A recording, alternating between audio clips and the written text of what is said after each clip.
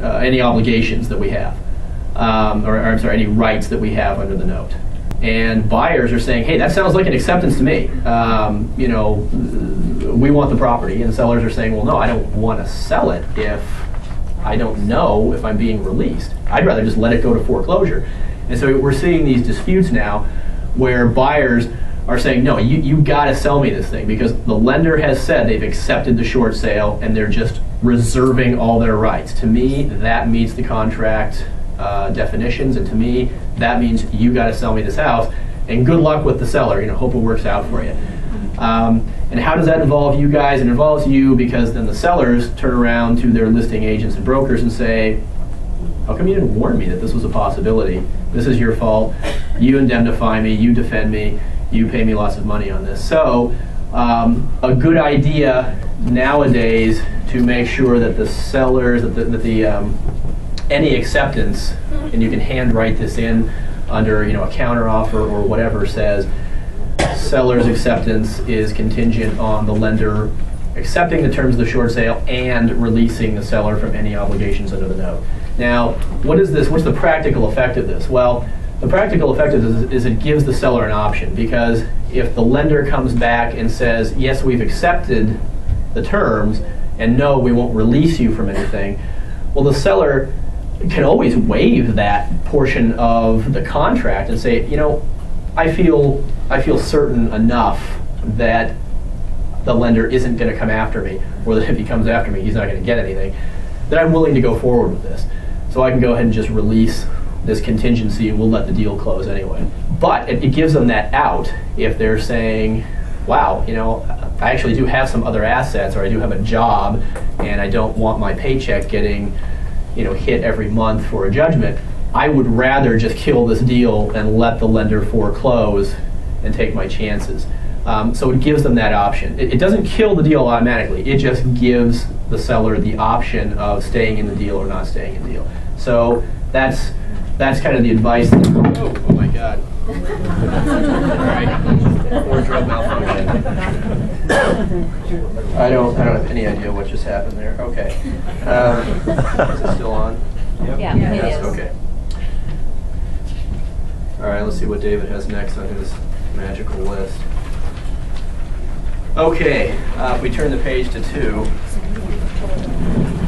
There we go. Challenges for you and your seller. The fraud issues, loan fraud issues. This is one that we saw pop up. Can everybody still hear me? Yeah. Okay. Challenges to you and your seller. Loan fraud. This was an issue we saw pop up a couple of months ago. One of the big exclusions to the anti-deficiency statutes, to the one-action rule, to virtually all of the protections that are offered sellers, or rather property owners, is fraud. And if a lender can prove that it was defrauded into making a loan, all that stuff goes out the window. They can sue the seller for fraud, they don't have to foreclose, they can do all sorts of stuff. And does anybody have any guess how that issue might pop up in a short sale situation? And if you're right, I don't have any single prize for you other than I will appoint you the student of the day. Anything? Okay, yes, I see a hand over there. Stated income. Exactly. All right, student of the day. Stated income loans. When they're doing these short sales, the lenders are requiring them to fill out these forms where, I don't know what it is, it's like an IRC form, international, or international. IRC form something, I don't know what it is. It's an internal revenue form that says you are giving the lender the ability to go and pull the tax records. Well, for a lot of people that are in problems that are remediable only by short sale, it's because they got in over their heads with loans that they shouldn't have had to begin with. And it's usually because they fudged something on a stated income loan. So if you are in this position, it's something that you kind of want to bring up with your seller. And it can be a delicate situation because you really don't want to tell somebody,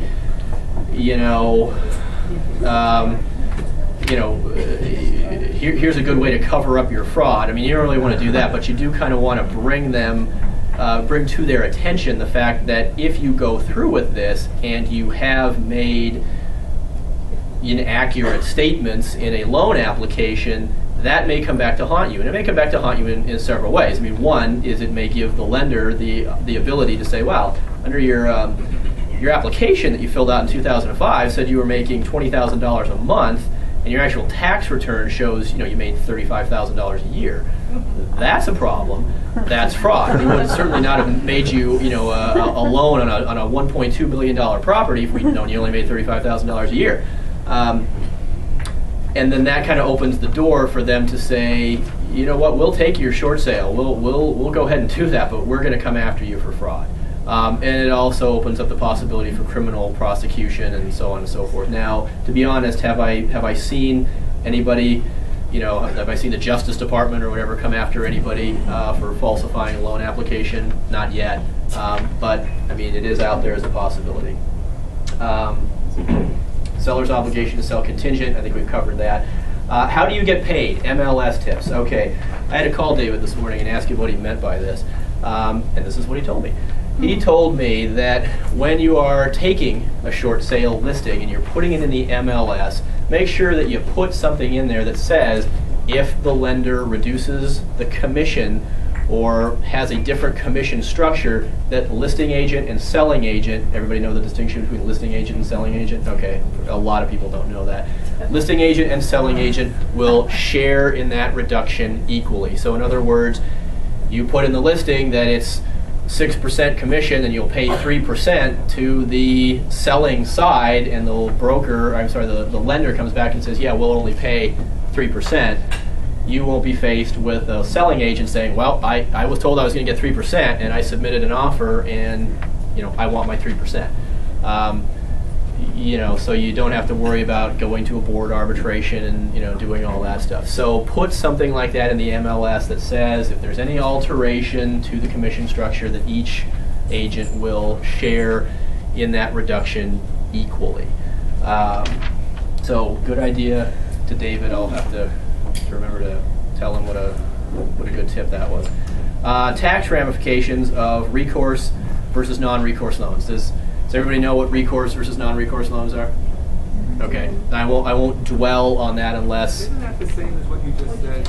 It is, except that what we're talking about here is there are tax repercussions that go along with it. For example, if you are dealing with a non-recourse loan, in other words, the non-recourse loan is kind of what we've been talking about, purchase money to buy a residential property owned and occupied by the seller. That's a non-recourse